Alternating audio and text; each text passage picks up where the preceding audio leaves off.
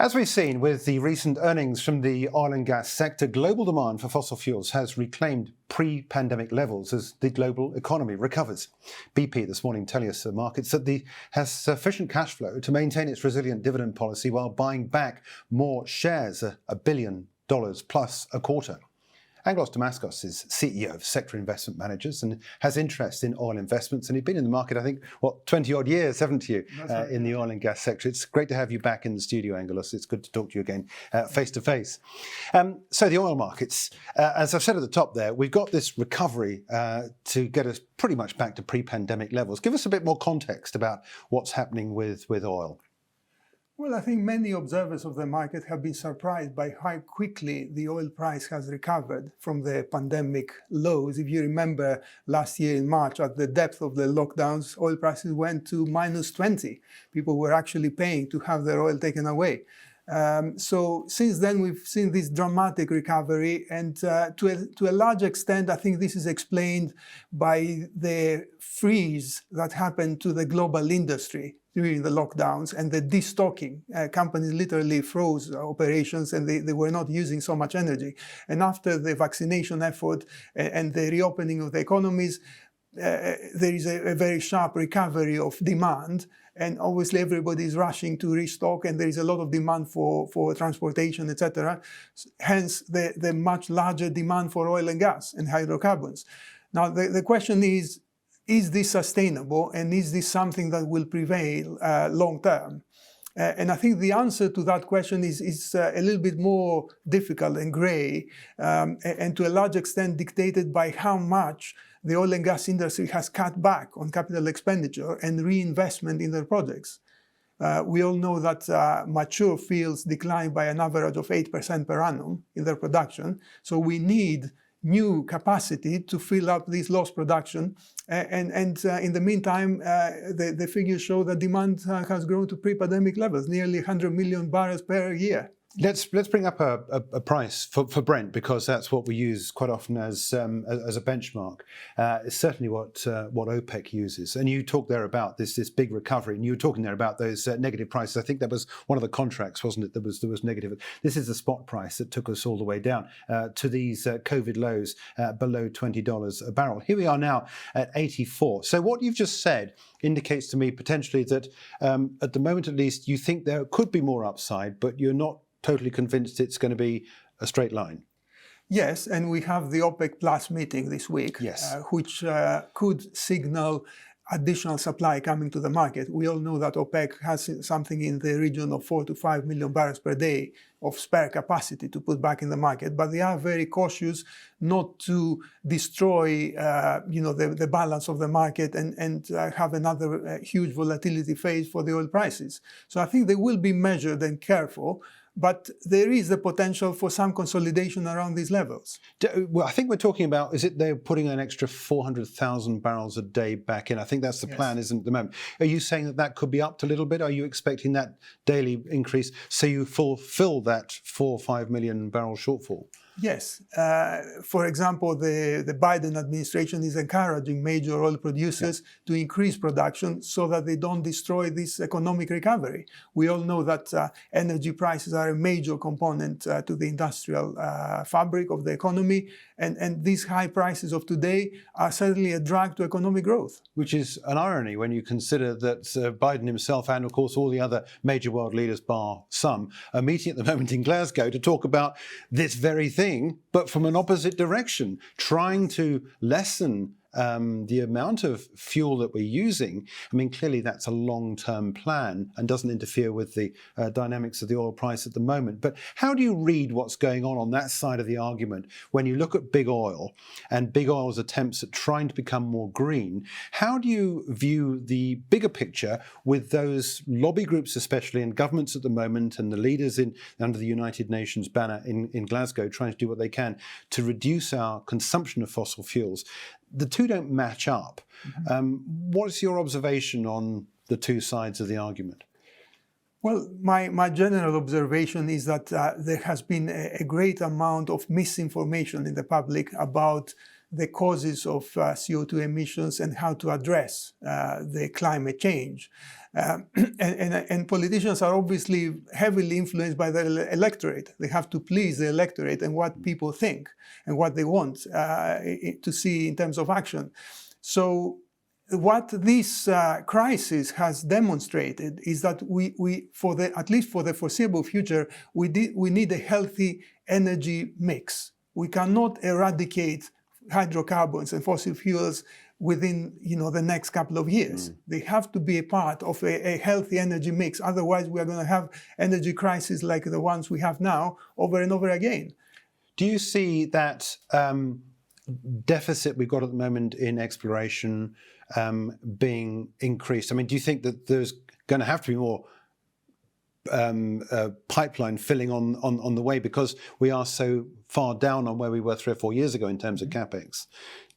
What happens with the oil price if we don't get that gap filled and big oil companies don't invest in new pipeline?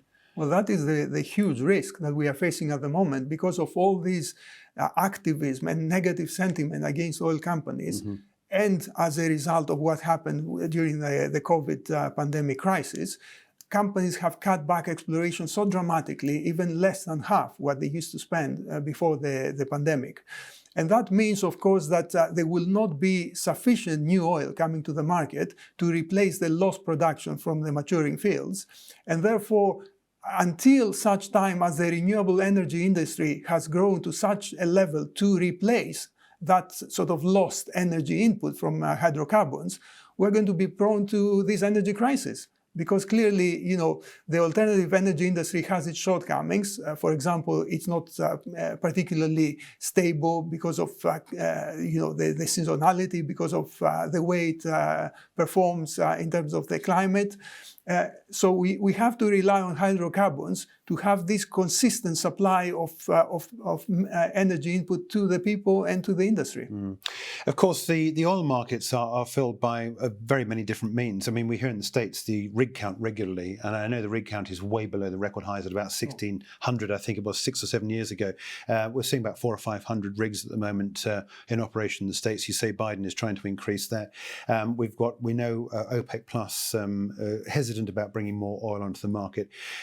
What do you see? How do you see the two ends of the oil market interacting? Because I mentioned BP this morning, and it's clearly got enough cash to buy back shares. It's got this resilient dividend policy, but it has underperformed, it has to be said, against some of the small caps.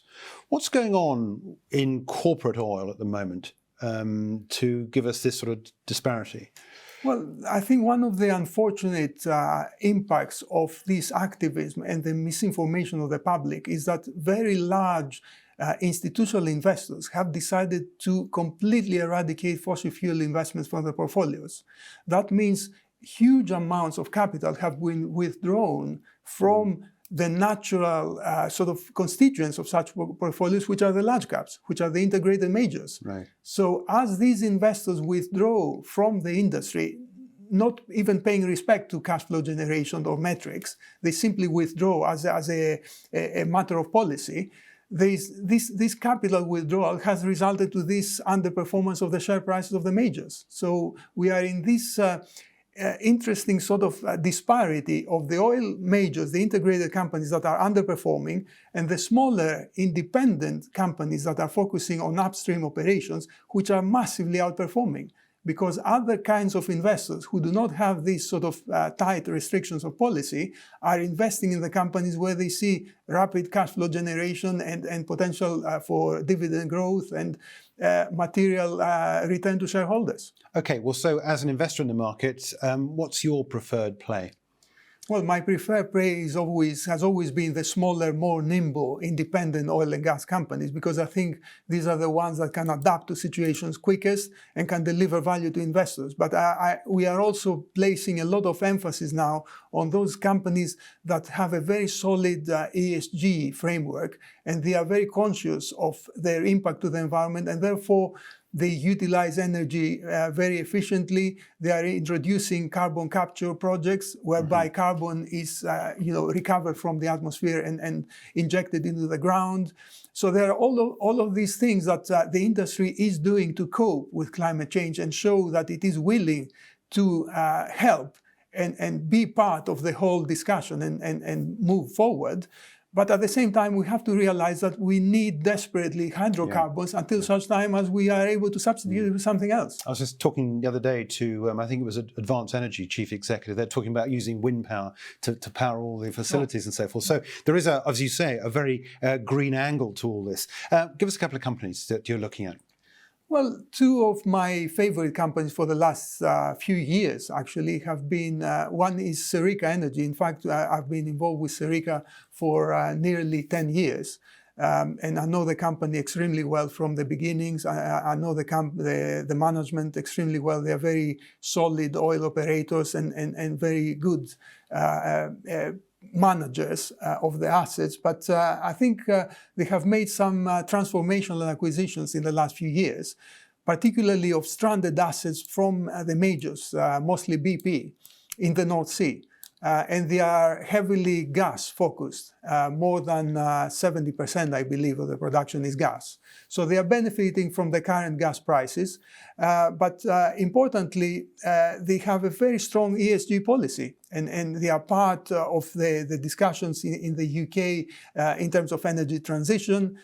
Being one of the big operators in the North Sea, obviously they have an involvement with the regulatory authorities and the policy framework. So I think it's a very sensible producer of hydrocarbons that is also enjoying huge success because of the high carbon prices at the moment. Interesting point about BP taking on gas prices. Yes, sorry, that's right. Interesting. This company's taken on BP's portfolio in the North Sea. That's an interesting thing because politically, the North Sea is one of these footballs that keeps getting kicked around. It's a bit like coal mining in Cumbria, isn't it? It's like a big thing at the moment. It's only a small operation. Why did BP get rid of this? Was it purely because of the sort of the PR angle, and that they've got their head above the parapet because they are so big and they want to be seen to be shedding assets like this? I mean, what makes it so valuable to Serica when BP apparently couldn't make anything of it? Well, the reality is that BP is shedding the assets that are nearing the end of their life. So they are sort of peripheral assets that they have operated for many, many years. They are reaching the end of their lives and they want to basically concentrate on their more important high growth aspects of the business. So they are shedding the smaller assets to independent operators who can then apply a lot more management input and newer technologies to extract the remaining oil from those fields. But for a smaller company without the overheads of the BP structure and organization, which is more nimble and more entrepreneurial, there can be significant value extracted from these assets. And this is what companies like Serica do. Do you own Serica at the moment? Yes. You do? Okay. You're not an oil analyst, so I'm not going to ask you necessarily for your price target, but obviously if you're investing in it, you do expect upside to come. What are we talking about? I mean, we're talking about the price here at the moment at 203, 204 pence a share. What level would you sell? I mean, what's your price target on this? It's difficult to put a target to it because of the high gas prices at the moment. We have seen already a little bit of a pullback when Russia announced it's willing to supply more gas to Europe. And we don't know whether there is a geopolitical game being played there because of the Nord Stream pipeline. I think there probably is. So in the short term, we may see gas prices consolidate and drop a little bit. So I'm a little bit more cautious at these levels, putting price targets. But I think the interesting catalyst for Serica is they are bringing on another asset called the Columbus field into production in the near term. And that will significantly grow their production of gas and therefore the cash flow generation and profitability. So with that field being confirmed as coming on stream and new production, there could be another re-rating of the share price. Before we went to air, I asked you for a couple of companies, and your second company, interesting enough, is Kistos, and I'll bring up a share price chart of Kistos. But interestingly, this is the same geographical area, isn't it? Yes. It's North Sea. Is the North Sea, I mean, we'll get onto this in just a minute, in Kistos specifically. Is the North Sea still really productive enough for long enough to make profits consistent enough for investors to really look at these companies? Yes.